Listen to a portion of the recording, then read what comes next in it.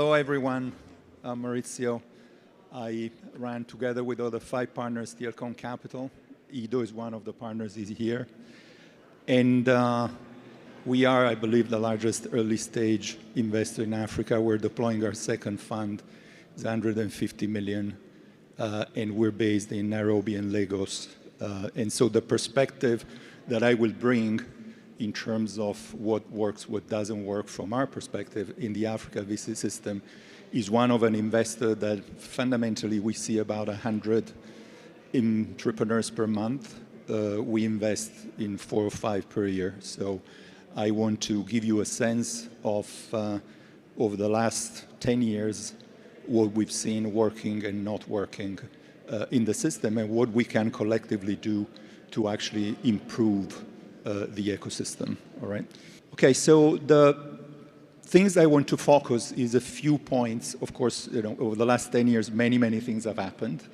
But we want to make sure that we go to the core of what we see in terms of things that are positive and things that are challenging. The things that are positive, and I will have some numbers to support this, is the magnitude of the opportunity that we have seen in terms of the market size of many verticals and in terms of the role that technology can play. The other thing that we see positive is that the quality of the entrepreneurs that we've seen in Africa, and we've seen 5,000 or 6,000, is very much aligned with the rest of the world in other geographies where we've invested, Europe, Israel, the US. And just like everywhere else, the quality of the entrepreneur is okay, not great, right? This is the reality of entrepreneurship globally. And so it is our job, and we try to do it best as possible, but I think we can do it a lot better as the VC community in Africa, is to focus on those that have the best chance of building companies that are creating value and are creating impact, okay? The other point is that we have a gigantic challenge, both in terms of when we do our job, in terms of having access to capital. We believe Africa needs more capital than it has availability to, and in terms of showing return. We're running out of time in terms of the usual alibi that it takes 10, 15 years to create great unicorns. We've been around for almost that amount of time, so there's pressure on the GP community, on the VCs to actually deliver those returns. And let's focus on what we can do. So the first point is that from a market perspective, there's a gigantic market in Africa. The consumer opportunity is doubling over the period of 10, 15 years that we are in the middle of, but is not the opportunity, right? It's very clear that currently, the massive opportunity for Africa VC is on the business side. It's much bigger than consumer. It grows a lot faster. And it's mostly business to small business, right? This is the first point. The second point is that what technology can do for Africa. If you look at one metric, which is productivity across different segments, these are data from McKinsey, Africa is consistently behind everyone else. Other emerging markets, the world, the advanced economies, everywhere. The whole economy, services, industry, extraction, agriculture. And when you think about it, we are investing in technology. We are in the middle of the solution to the fundamental productivity problem of Africa. So this is a gigantic opportunity that we see. And let's not forget, in Africa, we always say we do tech-enabled, there's no innovation in Africa. Yes, but the point is, there is a responsibility in picking the right technologies. The power of innovation actually can be seen across all different sectors. These are all, on a global basis, products that didn't exist 15 years ago, right? Tesla cars, Zoom, everything in every sector. So let's not forget that the power of technology can be massive. And so let's not invest in fintech number 75. There's many things. There's a life beyond fintech, all the sectors, all the technology. Let's try to be creative. Let's try to look for things that can have an ability to create massive companies across the continent. These are numbers that are available. Our friends at Max Olivier and his colleagues do a great job at the big deal to show our numbers. There's been a little bit of excitement over the size of the VC market in Africa, moving from 100 million to 5 billion in the past few years, and then over the next couple of years, the most recent has shrinked. This has happened globally. It's not a problem in the big scheme of things. The point is Africa will need 10 times as much capital, so it's not about whether it's 3 or 5 billion, it's about why is it not 50 billion, right? So we need collectively to convince the world that investing in Africa is a good idea. And we have no evidence so far in terms of delivering massive returns repeatedly. So our challenge is show the freaking returns to global capital markets to attract more capital to Africa. There's not enough capital in venture capital in Africa.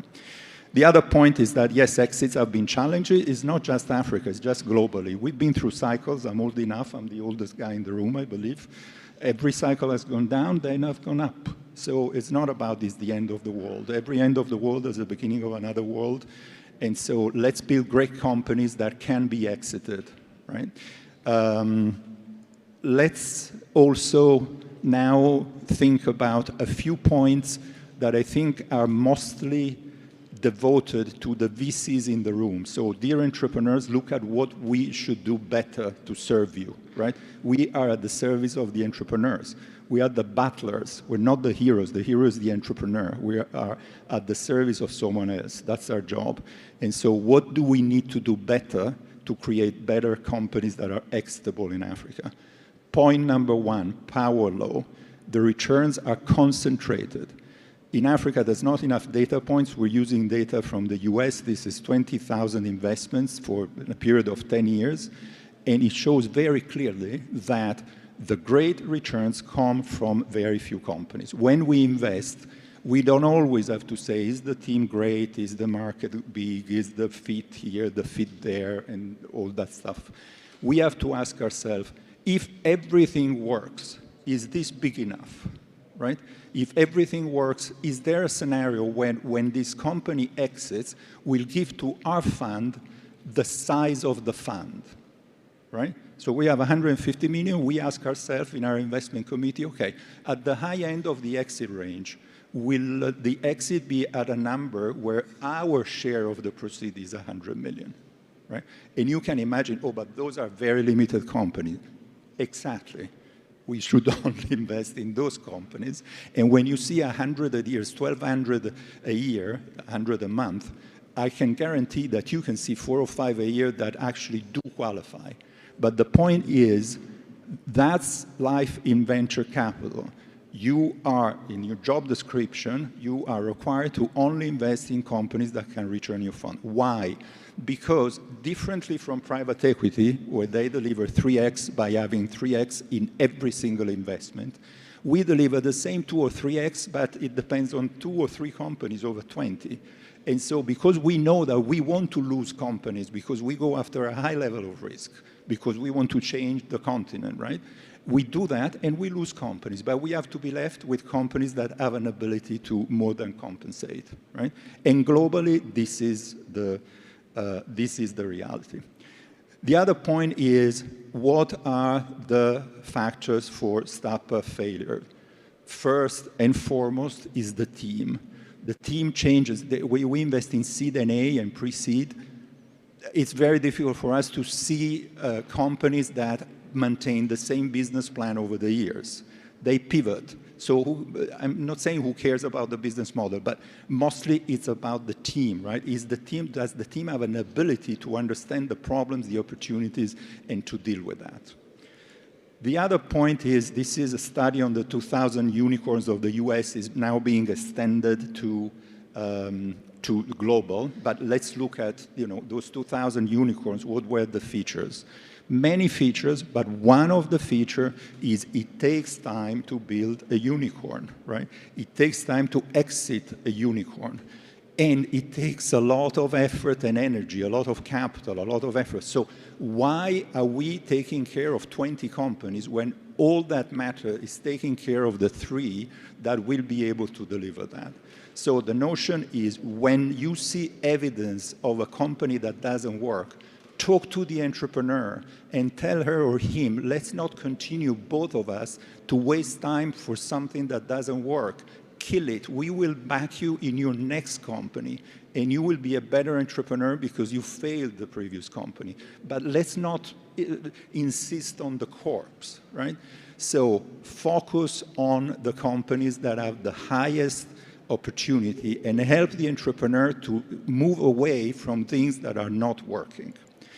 This is more of the same. At every single stage of funding, from seed to A to B to whatever, the future unicorns have raised more capital than the average. So it takes a lot of resources. So look at business models that don't absorb too much cash. Look at how to create syndicate and rounds that have more people around the table. Look at how to prepare for exit. So this is another thing that we as VCs should do better. The other point is that we overvalue ourselves, right? We think that we provide a lot of value to the entrepreneurs and we help them build the business, which is true. We obviously do our best to be relevant. But when you ask the entrepreneurs, right, this is an interesting exercise of asking the entrepreneurs and the VCs, what is the contribution, right? And so if you look at each of these couple of bars, let's look at the first one, recruitment. The VCs think that, you know, it's is not so great what they receive from the VCs in terms of so the founders believe that 70% of them believe that they don't get any good advice, right? The VCs think that 70% of the cases they are providing great advice. The only area where there's an agreement is the follow-up financing. Translation, entrepreneurs are the best at knowing how to build the companies, how to recruit, how to manage their companies, how to achieve growth, etc. We can help on the financing, we can help on the exit preparation, we can help on reminding the entrepreneur of the things that count. But it's important for us as VCs not to pretend that we will change the life of the entrepreneur. We are providers of capital and providers of business building support, and we should be out of the way when the things work, right? So this is a little bit of the picture. One last point that we wanted to manage, which is, in the end, how can we build better VCs at the service of the entrepreneur and the community in Africa? There's a bunch of things that can happen within our firms, the use of technology, the quality of the people that are not investing, because the critical thing that we have observed is that the partners, the senior people, need to have enough time to select the entrepreneurs, to talk to them, to be with them. So with any initiative that frees up our time, the time of Ido, myself, and our other 3 partners to be with the entrepreneurs increases the odds of success, right? And so that is what we have learned. It's a massive opportunity. There's a need to show returns. And at the center of this need of showing more returns, there's a need to have a better generation, a better cluster of VC investors in Africa at the service of extraordinary entrepreneurs. Our KPI when we wake up in the morning and we go to work is very easy. We want to have the highest market share of African unicorns over the next decade, right? And that's the message. So Never forget that there's a gigantic market opportunity. The role of technology on the continent can be gigantic. The quality of the entrepreneur is world-class. And let's try to stimulate the VCs to be better at supporting the entrepreneurs and killing the entrepreneurs that don't work, at supporting the ones that can become unicorns, so that we can collectively turn the head of capital markets towards Africa and attract more capital to the continent. Thank you. You hear a lot of African VCs talking about chasing the gazelles instead of the unicorns. What advice would you have for those VCs, and how would you help them refocus on what's really important to building those scalable businesses? So I think that Africa does not need any differential treatment. Gravity works in Africa just like everywhere else. Why are we chasing gazelle while they're unicorns? Do we think that we are in tier 2? No. So we need to create companies that have the same. Global capital will not see this is an African company. It's the best of the African company. Global capital will say this is a fantastic company. Oh, and it happens to be African.